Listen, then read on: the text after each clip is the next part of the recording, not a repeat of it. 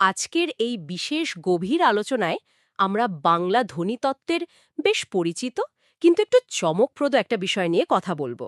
মানে বিষয়টা আমাদের রোজকার জীবনের একদম সাথে মিশে আছে। হ্যাঁ, ঠিক। আর সেটা হলো অধ্বনির উচ্চারণ। হ্যাঁ, অধ্বনির উচ্চারণ। যারা নিয়মিত কথা বলেন বা ধরুন প্রেজেন্টেশন দেন, তাদের জন্য এর সঠিক উচ্চারণটা জানা আসলে খুব জরুরি। একদমই তাই। সঠিক উচ্চারণ শিখলে দৈনন্দিন কথাবার্তা কিংবা আবৃত্তিতে দারুণ একটা স্পষ্টতা আসে, আত্মবিশ্বাসও অনেক বেড়ে যায়। আচ্ছা, শুরুতেই একটা সাধারণ কনফিউশন দূর করা যাক। মানেই যে সবসময় ঠোঁট গোল করে ও এর মতো উচ্চারণ করতে হবে, এমন তো কোনো কথা নেই। না না, একদমই না। এর নিজস্ব স্বাভাবিক বা বিবৃত একটি রূপও আছে, এবং এই স্বাভাবিক উচ্চারণের পেছনে খুব যৌক্তিক কিছু নিয়ম কাজ করে। যেমন ধরুন নেতিবাচক অর্থে। ঠিক বলেছেন। শব্দের শুরুতে অ বা অন থাকলে এবং সেটা যদি নেতিবাচক বা না অর্থ বোঝায়, তাহলে উচ্চারণ একদম স্বাভাবিক থাকে। একটু উদাহরণ দিলে ভালো হয়। যেমন ধরুন অমূল্য, অস্থির বা অনিয়ম, এই শব্দগুলোর কথা ভাবলেই কিন্তু বিষয়টা পরিষ্কার হয়ে যায়। মানে আমরা কখনোই অমূল্য বা অস্থির বলি না। একদমই বলি না। আবার শহীদ বা সাথে অর্থে যদি স বা সম উপসর্গ থাকে, সেখানেও একই লজিক কাজ করে। ও আচ্ছা। যেমন সস্নেহ বা সজীব, হ্যাঁ। লজিকটা হুবহু এক। সবল শব্দটার ক্ষেত্রেও তাই। এছাড়া একাক্ষর শব্দ, মানে যেগুলো এক ঝোঁকে উচ্চারণ করা হয়, যেমন নদ, টব, জল। হ্যাঁ, এগুলো তো অস্বাভাবিক থাকে। আবার শব্দের দ্বিতীয় স্বর যদি অ, আ বা ও হয়, তাহলেও প্রথম এর উচ্চারণ পাল্টায় না। কলম বা অন্য উচ্চারণ করার সময় একটু খেয়াল করলেই এটা বোঝা যায়। আচ্ছা, শুরুর অত বুঝলাম, কিন্তু শব্দের মাঝখানে গেলে কি এই ধ্বনিটা রূপ পাল্টায়? মানে আমার মনে আছে ছোটবেলায় কমল শব্দটা নিয়ে খুব প্যাচে পড়তাম। এটা খুব সাধারণ একটা সমস্যা।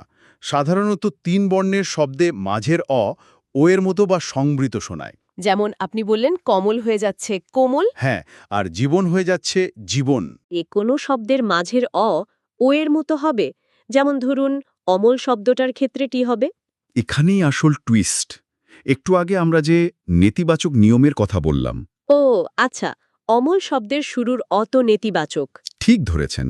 আর সেই কারণে মাঝের ময়ের সাথে থাকা তার স্বাভাবিক রূপ ধরে রাখে। তাই এটা অমল হচ্ছে না। সজল শব্দটার ক্ষেত্রেও তো একই ব্যাপার ঘটছে, তাই না? একদম। যদি শহীদ অর্থ বোঝায়, তবে মাঝের এর উচ্চারণ স্বাভাবিক থাকে। দারুণ একটা ব্যাপার এটা। আচ্ছা, আমি কোথাও পড়েছিলাম বিদেশি শব্দের ক্ষেত্রেও নাকি মাঝের বদলায় না। হ্যাঁ, ঠিক। যেমন ধরুন সফটওয়্যার, সেখানেও উচ্চারণটা মুক্ত বা স্বাভাবিকই থাকছে। বিদেশি শব্দগুলো সাধারণত বাংলার এই নিয়মের মধ্যে পড়ে না। এবার চলুন শব্দের শেষের, মানে অন্ত এর দিকে যাওয়া যাক। শব্দের শেষে থাকলে আমরা তো প্রায়ই ওকার দিয়ে ফেলি। হ্যাঁ, বেশিরভাগ ক্ষেত্রে শব্দের শেষে থাকলে তা ওকারান্ত হয়। যেমন ১১ থেকে ১৮ পর্যন্ত সংখ্যাগুলো।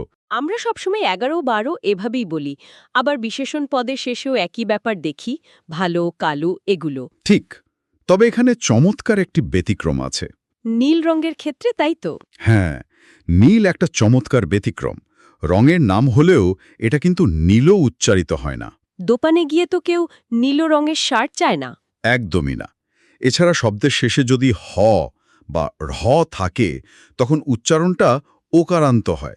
যেমন দেহ হয়ে যায় দেহ। বা গাঢ় হয়ে যায় গাঢ়। ঠিক। আবার শব্দের শেষে যদি বা ইত প্রত্যয় যুক্ত থাকে, তাহলেও হয়। যেমন চলিত উচ্চারিত হয় চলিত। কিন্তু পালিত পদবীর ক্ষেত্রে তো কেউ পালিত বলে না। সেখানে উচ্চারণটা শেষে ধাক্কা খাচ্ছে, মানে হসন্ত যুক্ত হচ্ছে। হ্যাঁ, এটা একটা খুব জরুরি পয়েন্ট। পালিত যখন কারো পদবী হিসেবে ব্যবহৃত হচ্ছে, তখন উচ্চারণ হসন্তযুক্ত থাকে। তার মানে সব মিলিয়ে বিষয়টা দাঁড়াচ্ছে, বাংলা উচ্চারণ কোনো এলোমেলো বিষয় নয়, এর পেছনে চমৎকার ও সুনির্দিষ্ট ব্যাকরণিক কারণ রয়েছে। একদম ঠিক। আজকে আমরা এই গভীর আলোচনায় বিবৃত বা স্বাভাবিক উচ্চারণের নিয়ম এবং শব্দের মাঝখানে ও শেষে উচ্চারণের আলাদা নিয়মসমূহ নিয়ে কথা বললাম। আশা করছি এতে অনেক কনফিউশন দূর হবে।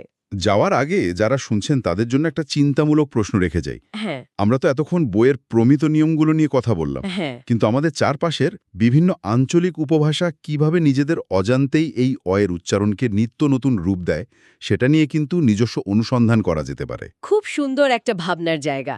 ভাষার এই পরিবর্তনশীল রূপটা নিয়ে আসলেই ভাবা যায়। আজকে এখানে শেষ করছি। আবৃত্তি অনলাইনের পক্ষ থেকে শুভেচ্ছা। আবৃত্তি কথা, আবৃত্তি কথা।